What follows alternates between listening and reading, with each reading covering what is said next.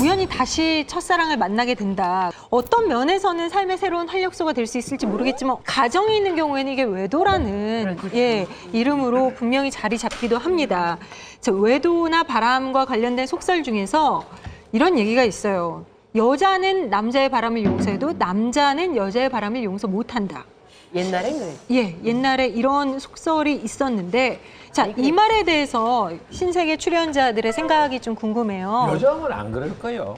옛날 같으면 여자는 정숙해야 되고 뭐 남자는 그래도 괜찮고 뭐 이런 소리를 하는데 요즘은 안 그럴 거예요. 아니, 요즘은 이렇더라고요. 보니까 주변에 이제 아줌마들 모임 얘기 많이 하잖아요. 누구네 집 남편이 바람 나는데 여자들이 절대 이혼 안 하고 맞바람을 펴서 서로 용서할 것도 없이 동등한 대등한 입장으로 같이 한번 맞바람 피고 다시 가정으로 돌아오는 게 그런 경우 그런 얘기들도 많이 들려요. 그러니까 우리가 상상할 수 없고 우리 예전의 인식에 용납이 안 되는 부분들이 요새는 아까 그 여기 우리 판정단 분들도 벌써 우리하고 다르잖아요. 뭐 보내고 나는 더 능력 있는 남자 만난다. 그런 생각의 차이가 이 시대적으로 너무 많이 바뀐 것 같아요. 불가사의한 게 자기 마누라가 옛날 첫사랑을 만나가지고 이제 바람을 폈잖아요. 그러면은 이상하게 지 마누라는 놔두고 왜 그 남자한테 해코지를 하는 거야. 데리고 살아야 되는. 남자를 납치해서 나무에다 묶어놓고 밤에 산에 끌고 가서 정말. 꼭 묶어놓은 칼로 와우. 너 어떡할래? 이런 경우도 있고 실제적으로 살해한 경우도 있고. 근데 정도의 차이는 있지만 여자들도 남편이 바람 피면 남편을 어떻게 해야 되는데 그 여자 머리채를 잡고서 막 난리를 치잖아요. 그러니까 지금 사실 같은 얘기거든. 네, 근데 그렇잖아요. 우리 여성 출연자분들은 어떠세요? 만약에 이게 참 드리기 싫은 질문인데 남편이 바람을 폈어. 그럼 그걸 용서하실 수 있으세요? 아니면 그건 좀 아닌 것 같아요. 용서 못해, 용서 못해. 근데 그거 뭐 용서를 해? 제 주변에도 있어요. 남편이 오랜 기간 바람을 폈어요. 네? 그걸 이제 그 여자가 어떤 여자인지도 알았어요. 밥 먹다가 불뚝 튀어나오고 레스토랑 갔을 때도 여기 이게 맛있어 그러면 그년하고 여기 왔어? 맞아. 나하고 온 적 없는데? 이게 은연 중에 불뚝불뚝 튀어나와서 주변까지 불안해요. 같이 밥 먹다 보면 갑자기 분위기가 싸해져요. 여기 어때? 여기 괜찮지? 언제 왔어? 누구랑? 그럼 우리 벌써 긴장해요. 이게 계속 반복이 되니까 오히려 저 정도까지 괴롭고 저렇게 남편한테까지 저럴 거면 왜 사나 싶을 정도로 그게 심한 증상이 나오는데 그 고비가 지나니까 남자는 그냥 수리하고 여자가 하는 대로 다 받아주고 이러다 보니까 다시 또 이렇게 사이가 좋아지는 경우는 봤어요. 근데 외도라는 거는 잠깐의 바람일진 몰라도 그 바람의 여파가 어마어마해요. 기본적으로 한번 깨져버린 신뢰를 다시 붙이는 거는 상상보다 훨씬 힘들어요. 힘들죠. 다시 붙는 게 거의 불가능하다고요. 잠깐의 바람이라고 생각을 할지 몰라도 그 바람의 여파는 평생 돌아가실 때까지 없어지지가 않아요. 특히 당한 사람 입장에서는. 지금 결혼 안 하셨죠? 저는 결혼에 여부와 상관없이 제가 아마 바람을 피거나 이런 결혼 생활에 대한 네. 경험은 훨씬 많을 거예요. 간접 경험이긴 하지만. 근데 그게 제가 살아보니까 그렇더라고요. 결혼을 하면서 1년 차, 5년 차, 10년 차 이렇게 되고 아이가 하나 있을 때와 둘 있을 때 저도 생각하는 게 달라지더라고요. 그래서 제가 아마 저도 예전에 너 남편이 이렇게 된 상황이면 어떡하니 그럼 파르르 하면서 안 살지 할 수도 있었겠는데 제가 지금 아이 둘 낳고 이렇게 10여 년 살다 보니까 나 또한 그런 일이 있을 수 있어요. 그건 남자뿐만이 아니라 여자도 그럴 수 있다는 거죠. 그럴 때 한두 번의 바람은 서로 기다려줄 정도는 돼야 된다고 저는 생각합니다. 속된 말로 왜 우스운 얘기로 왜 폭에서 자고 뭐 30대는 마주보고 자고 40대는 뭐 천장 보고 자고 50대는 등 돌리고 자고 60대는 뭐 갑방에서 자고 70대는 몰라 어디서 자는지 몰라. 이게 나이가 들면 그 성적인 것도 이렇게 무심하게 돼요. 이렇게 옛날에는 뭐 자기탁 이러고 뭐 이런데 이건 정말 이제는 그냥 어느 상황에서 보고 싶다라는 생각보다도 맛있는 거 먹으면 생각이 난다 뭐 이런 사랑 뭐 이런 것도 사랑이거든. 그러니까 믿음이 없는 사람한테는 사랑이 안 간다. 갑자기 연락이 왔습니다. 첫사랑에게. 과연 과거의 첫사랑 다시 만나면 어떤 일들이 일어날 수 있을까요? 저희가 아주 어렵게 과거의 첫사랑을 만나셔서 15년을 함께 한 분을 모셨습니다. 자, 그 사이에 어떤 일들이 일어났는지 직접 이야기를 들려주시려고 이 자리에 또 나와주셨어요. 일단 참 어려운 자리이실 텐데 나와주셔서 정말 감사드리고요. 예. 20년 만에 첫사랑에게 연락이 왔어요. 첫사랑을 다시 만나게 된 계기가 뭐였나요? 만나지 말아야 되는 건데 일단은 찾아왔습니다. 찾아와가지고 만나는 순간에 마음이 좀 떨렸습니다. 당신도 가정이 있고 나도 가정이 있으니까 서로의 가정을 해결을 한 다음에 만나자. 그렇게 말을 해서 그날은 돌려보냈었습니다. 네. 그래서 이제 결국에는 그 사람이 약 한 몇 년, 1년 전 정도에 이혼을 했다는 거예요. 그러면요, 지금 이 첫사랑을 이제 다시 만나신 건데 이전에 첫사랑과 사귀셨을 때는 그러니까 얼마나 교제를 하시다가 어떤 이유로 헤어지셨던 거예요? 개월수로 따지면은 한 8개월 정도고요. 네. 연수로 따지자면은 한 6년 정도가 됩니다. 왜냐하면 군대 생활을 3년 했었고요. 그 전에 이제 휴가 나와서 가끔 만났었고요. 저녁을 지냈지요. 그리고 나서 이제 제대를 해가지고 그 집을 찾아갔었어요. 그랬더니 없는 거예요, 여자가.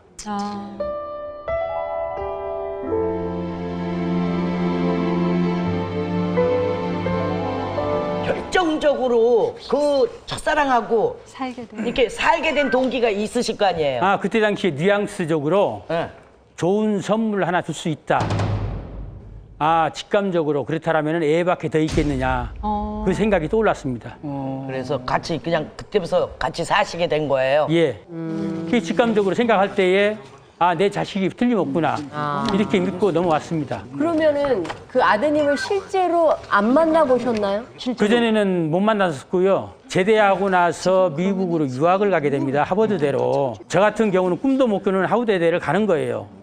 그래서 얼마나 기분이 좋습니까? 그런데다가 처어머니가 자네 애가 와가지고 절을 하고 가는데 옆에서 보니까 어쩌면 그렇게 똑같으냐고 모습이. 네. 그렇게 말을 하는 거예요.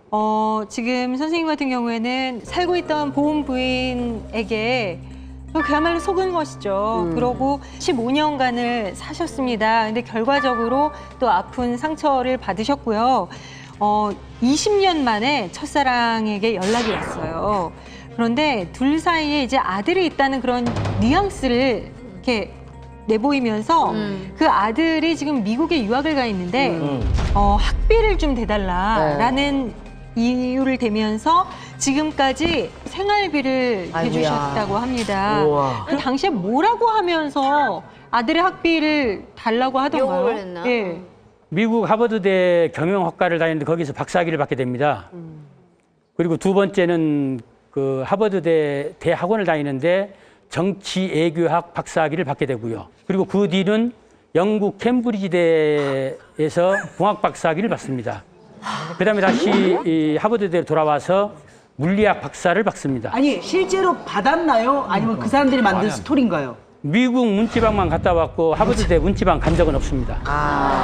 근데 모든 게 그걸 다 어떻게 거짓말이에요. 아셨어요? 그게 가짜 거짓이라는 걸. 사실혼 관계에 있는 사람이 그 이제 그 운명을 하려고 하기 때문에. 첫사랑이 하늘나라를 가신 건가요? 예, 첫사랑이요. 첫사랑이. 그 임종은 해야 될 것 아니냐. 그래서 그 여자 동생한테 얘기를 했지요. 그랬더니 대뜸 하는 소리가 아니 무슨 소리예요 형님. 무슨 미국에 있어요. 한국에 있는데. 그때 1차적으로 쇼크를 받고요. 일단은 자식이라고 했으니까 믿고 싶어서 한번 안아보자. 내 자식 오래간만이다. 안는데 느낌이 없어요. 가서 네 엄마가 너무나도 나한테 확신적인 내용을 말해줬다. 네가 자식이라고 하는 거를. 그러니까는 DNA 검사하는 데에 같이 한번 가서 하자.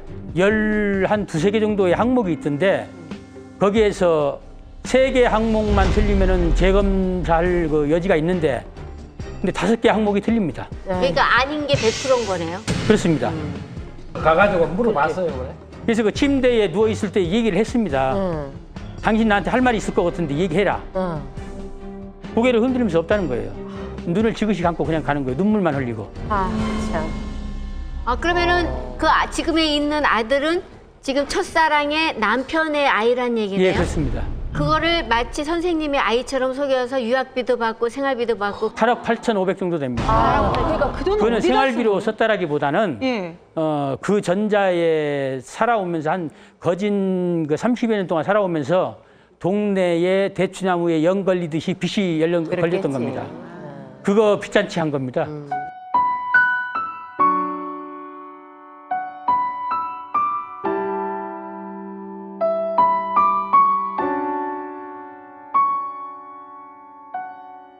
그거를 첫사랑을 찾아서 네. 그렇게 그렇지. 덤탱이를 씌워서 구술한 거야.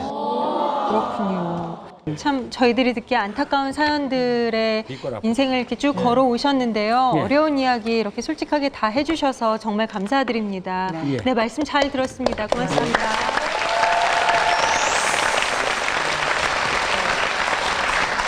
자, 어린 쪽에 들어가서 그런지 몰라도 여유가 좀 있으면 첫사랑이 그렇게 찾아와서 좀 봐주면 안 될까요? 있는 부인이라 잘 챙기세요.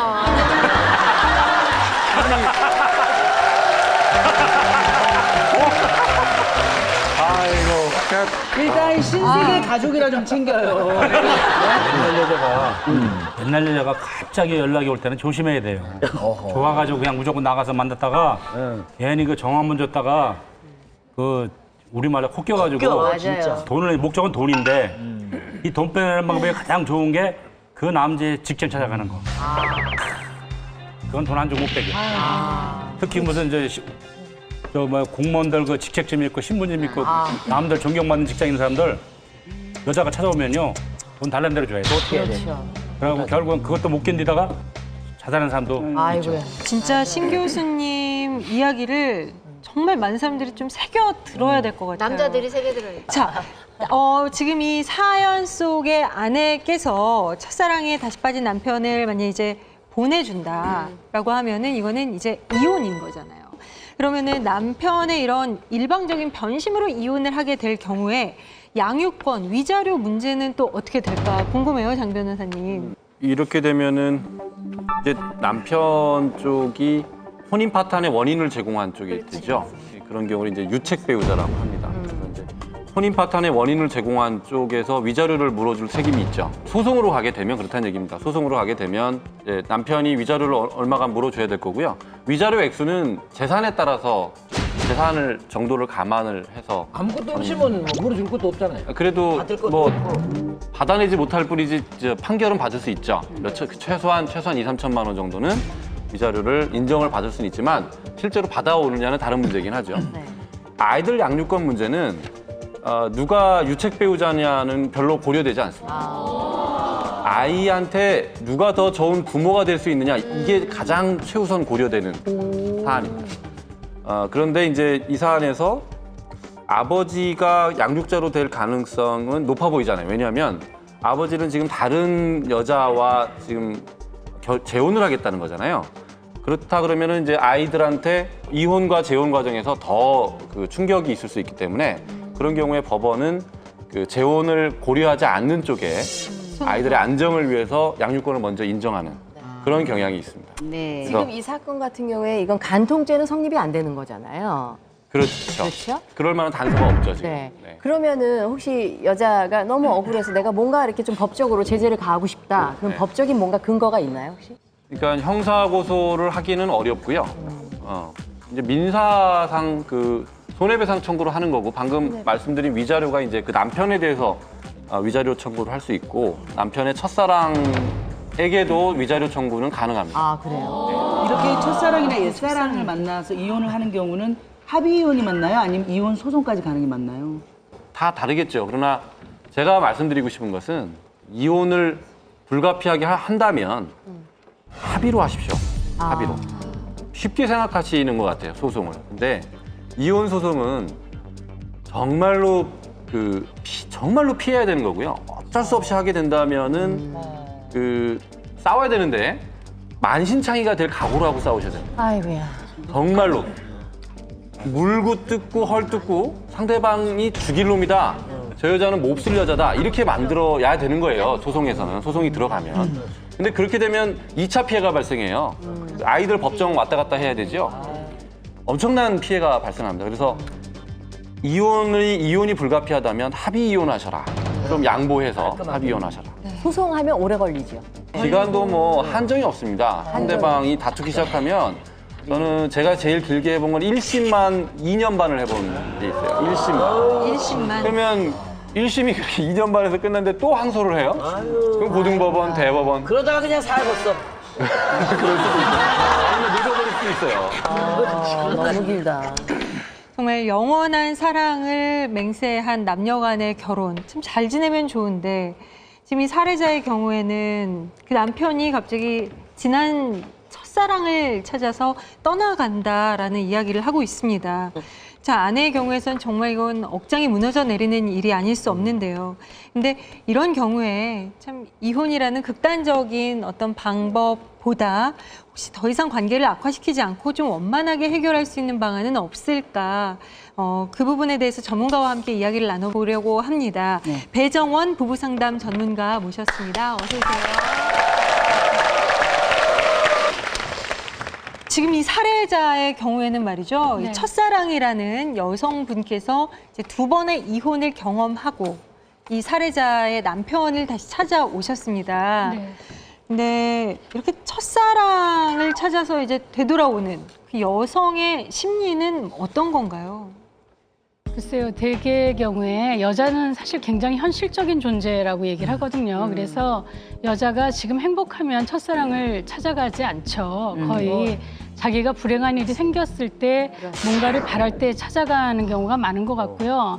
그 보통 이제 이런 중년 나이든 뭐 이 시간이 좀 흐른 후에 첫사랑 여자가 찾아왔다면 좀 경계하고 조심해라 이런 얘기를 많이 하는 게요. 뭔가 부탁하러 올 때가 많고 돈을 좀 빌려달라고 하든지 아니면 뭐 자기 자식의 문제로 부탁을 하려고 하든지 그런 식으로 오는 경우가 훨씬 더 많은 것 같더라고요. 첫사랑을 뿌리치지 못하는 남자의 심리는 어떤 그 미안함도 있고 네. 또 아까 그분 보니까 책임감 같은 것도 굉장히 강하게 느끼신 것 같더라고요. 이번 사례 같은 경우는 일단 그 자기가 실수로 지금 아내한테 이 남자의 마음은 발목이 잡혔다라고 생각을 하는 걸 수도 있잖아요.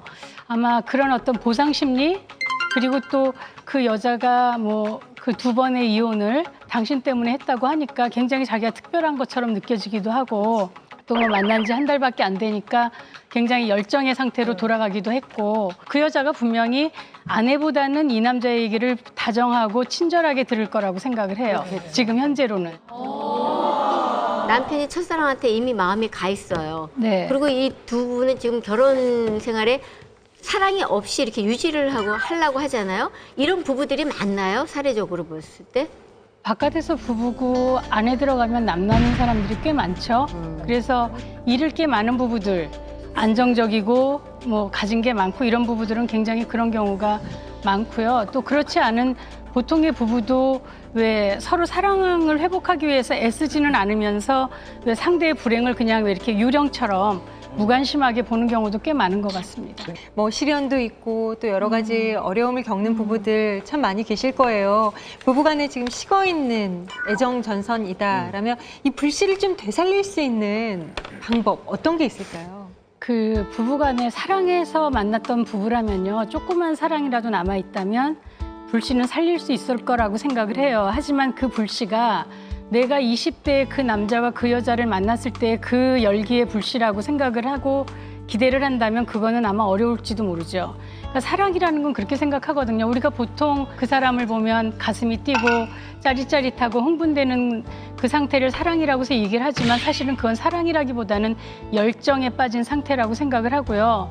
우리가 결혼을 해서 같이 살면서 시작되는 사랑은 서로를 존경하고 신뢰하고 인정하고 그 사람의 단점도 받아주고 그런 게 아닐까 하는 생각이 들거든요.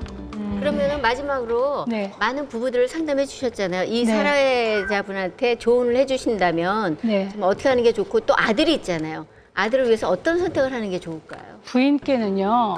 좀 기다려보라고 얘기를 하고 싶어요. 그리고 좀 이성적으로 남편하고 좀 이야기를 했으면 좋겠고요. 그리고 이제 남편께서는 지금 돌아온 여자가 사랑이라고 하지만 이거는 한 달밖에 안 된 얘기고요. 어떻게 보면 이 남자는 알아야 될 게 저 여자는 15년 전에 그 여자가 아니에요. 새로운 여자예요. 그렇기 때문에 좀 정신을 차리고 정말 저 여자를 내가 사랑하는 여자인지 지금 현재 자기 인생에 대해서 조금 더 냉정하게 생각할 수 있을 때 그 여자한테 갈 것이냐 안 갈 것이냐를 결정했으면 좋겠습니다. 아들은 두 부부가 아들이 없었다면 굉장히 쉽게 결정이 날 거예요. 그렇죠? 가든 안 가든. 분명히 이거는 서로 같이 책임져야 될 어떤 한 존재가 있다라는 얘기이기 때문에 그 아들에 대한 책임은 만약에 이 두 사람이 헤어지든 같이 살든 간에 최선을 다해서 끝까지 부모 노릇을 해줘야 될 거라고 생각을 합니다. 정말 귀에 쏙쏙 들어오면서 가슴을 울리는 좋은 얘기 해주셔서 감사드립니다. 배정원 부부 상담과 함께 말씀 나눠봤습니다. 고맙습니다.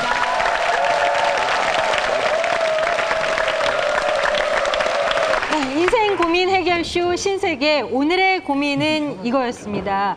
첫사랑에 흔들리는 남편을 붙잡아야 할 것인가 아니면 보내야 할 것인가, 많은 이야기를 나눠봤는데요. 과연 어떤 선택이 이 부부의 행복을 좀 지킬 수 있는 최선의 선택인지 백인의 여성 판정단 여러분이 함께 고민하면서 이 이야기 나눠봤습니다. 과연 어떤 선택을 하실지 궁금한데요.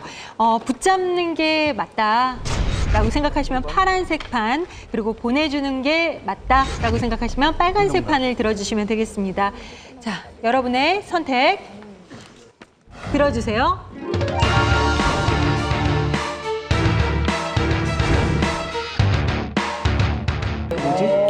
보낸다가 많어? 보낸다가 빨간색인데요. 우와, 되게 많어. 빨간이 많어, 빨간. 과연 이게 몇 대 몇일지 한번 보도록 하겠습니다. 신세계 판정단 백인의 선택.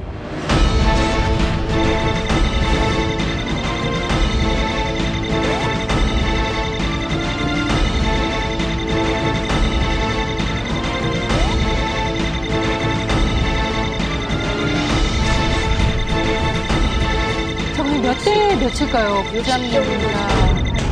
오, 62대 38이에요. 아, 시대가 많이 바뀌었구나. 세대 차이를 그리고 사랑은 구걸해서 되는 게 아니구나.